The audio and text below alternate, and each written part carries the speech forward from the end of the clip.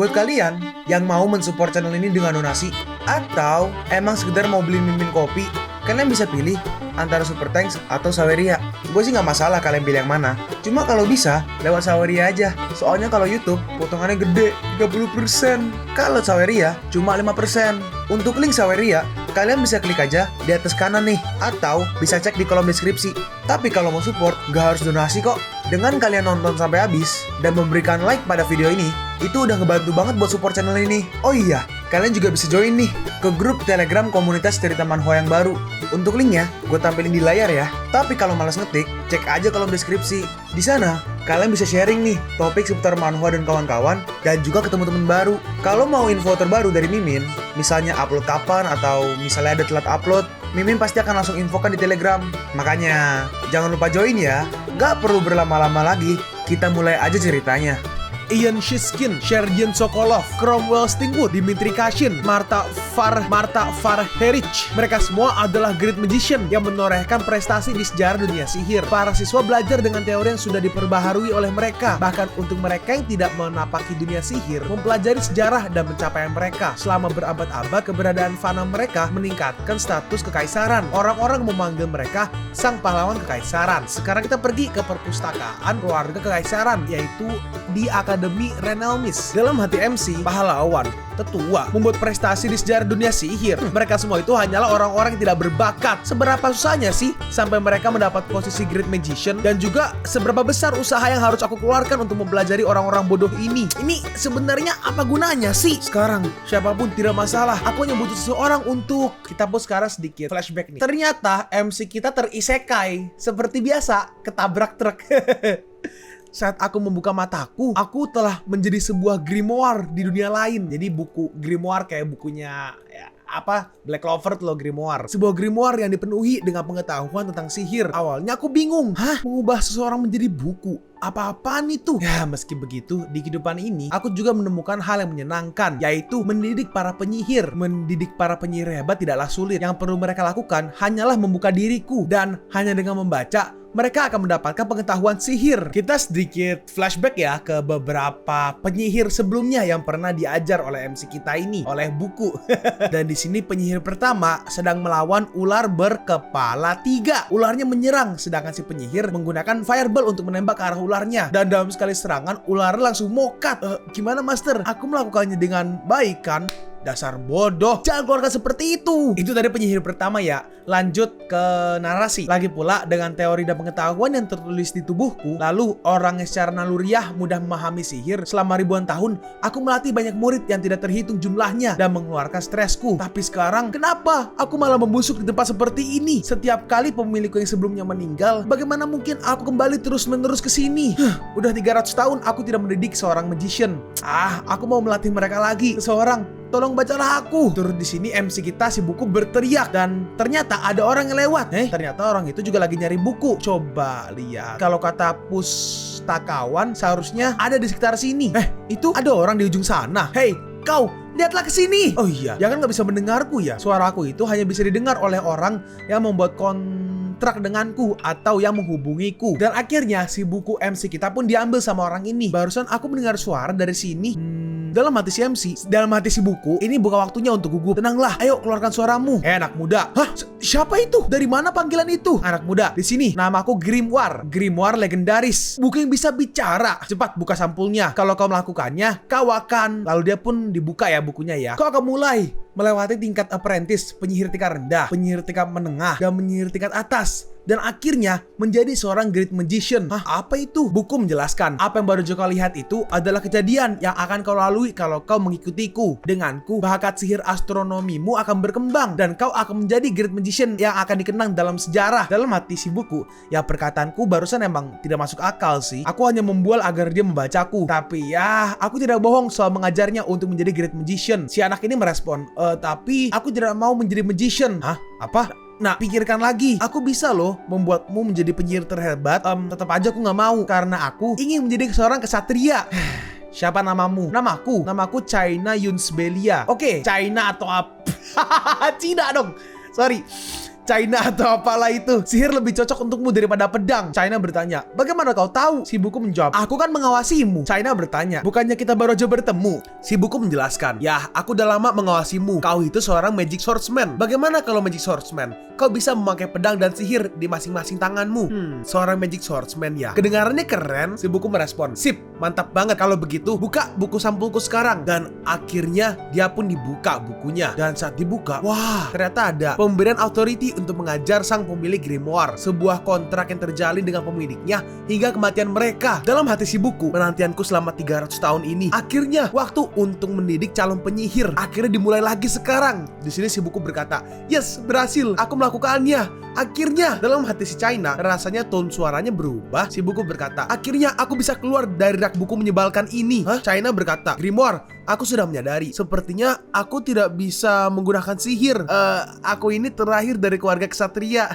Si buku membalas, duh, ayolah. Kalau kau diusir ya udah. Emangnya itu masalah besar? China merespon, hah, itu agak. Si buku melanjutkan, apa kau takut pada ayahmu? Khawatir akan dipukuli karena belajar sihir? China menjawab, ya itu benar sih. Si buku membalas, kalau kau belajar sihir dariku, kau akan 10 kali lebih kuat daripada ayahmu. Ayahmu hanya ingin menikahkanmu aja. Rampakkan aja sihir padanya. China bertanya, apa? Kenapa aku harus menyerang ayahku? Ayahku ini bukan orang yang bisa dibujuk. Dalam hati si buku, 300 tahun. Sudah 300 tahun lamanya. Jadi penantianku selama ini berakhir sia-sia. Si China berkata, iya, aku akan mengenalkanmu ke murid lain dari akademi. Kau bisa membuat kontrak baru dengan mereka. Si buku membalas, tidak, aku tidak bisa. Dasar bocah sialan. Sekali kontrak dibuat, tidak akan bisa membuat kontrak baru sampai pemilik kontraknya meninggal. Bocah, kenapa kau baru memberitahuku soal ini? Kalau kau emang gak mau, seharusnya dari awal kau menolaknya. Maafkan aku. Si buku membalas lagi, minta maafnya gak cukup. Pecundang sepertimu tidak pantas untuk menjadi kesatria.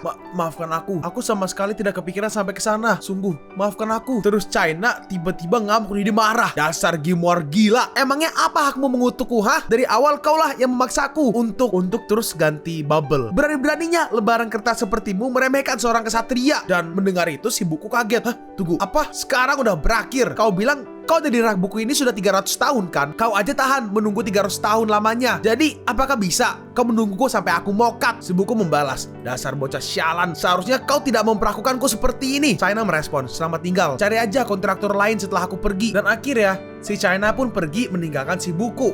Tenanglah, gunakan aja kekuatan authority untuk memaksanya. Hei, kau, berhenti. Aku memakai authority untuk mengatakan ini. China membalas, kau ini ngomong apa sih? Hancur sudah, bener-bener hancur. Authorityku tidak mempan. Jadi sekarang, apa aku harus menunggu lagi sampai bocah sialan itu mokat? Enggak, kau. Mati aja kau. Mati! Benturkan kepalamu ke tanah dan mati aja sekarang. Mati kau, dasar pengecut. Terus tiba-tiba si China, tubuhnya dia gerak sendiri dan dia pun terjatuh. Dan kepalanya langsung menghantam tanah dan dia pun mokat. Butuh waktu setengah hari untuk menemukan jasad bocah itu. Tubuhnya langsung dibersihkan dan perpustakaan di tengah malam sangatlah sunyi. Kupikir aku bisa pergi dari tempat yang membosankan ini. Kupikir aku bisa pergi. Tapi kejadian ini sudah menghapus penantian 300 tahunku.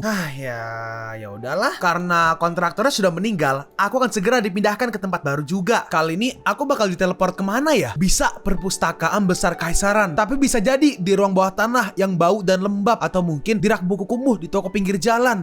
Aku harap tempatnya lebih baik daripada tempat ini. Lalu tiba-tiba ada suara langkah kaki. Siapa yang datang tengah malam begini? Ini bukan suara kunci, ini suara orang yang membuka paksa kunci pintu. Dia pencuri. Kemampuan membuka kuncinya tidak seperti pencuri biasa. Dan dalam sekejap orang itu berhasil masuk.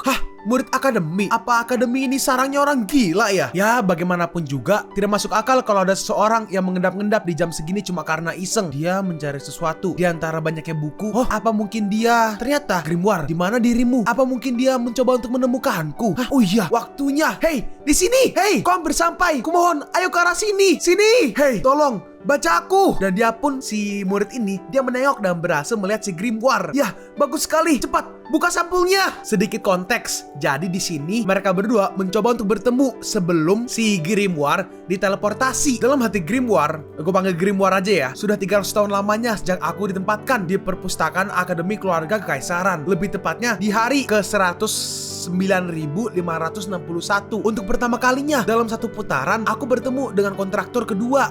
Dalam hati grimoire, garis ini berhasil sampai ke sini tanpa ketahuan oleh perangkat pengawas sihir dan juga menghindari barisan penjaga di luar. Lalu si buku, si grimoire tiba-tiba berubah kayak mengambil wujud sebuah manusia. Bocah, jawab aku. Siapa namamu? Riley. Namaku Riley. Grimoire berkata, baiklah Riley. Terus apa nama keluargamu? Riley menjawab, aku tidak punya. Hah? Apa? Iya, aku tidak punya nama keluarga. Oke, lanjut. Bagaimana bisa kau tahu kalau aku ada di perpustakaan ini? Dan tampaknya kau tahu kalau aku akan menghilang habis ini. Dan di saat terakhir, kau bahkan mendengar suaraku. Dalam hati Grimoire, suaraku adalah telepati yang terbatas untuk pelaksana kontrak atau yang mengikat kontrak denganku. Kecuali makhluk yang sensitif terhadap kekuatan sihir seperti naga atau spirit. Tapi malah anak magang dari akademi ini yang bisa mendeteksi fluktuasi sihir kompleks. Riley menjawab, aku tidak tahu. Hah? Hanya saja aku mendengar suara tanpa menyadarinya. Aku hanya mendengar ada insiden di perpustakaan dan sedang berkeliaran. Lalu aku dengar ada penyihir menggumamkan sesuatu. Dalam hati Grimoire, kau mendengarku begitu aja. Terdengar aneh, tapi mungkin aja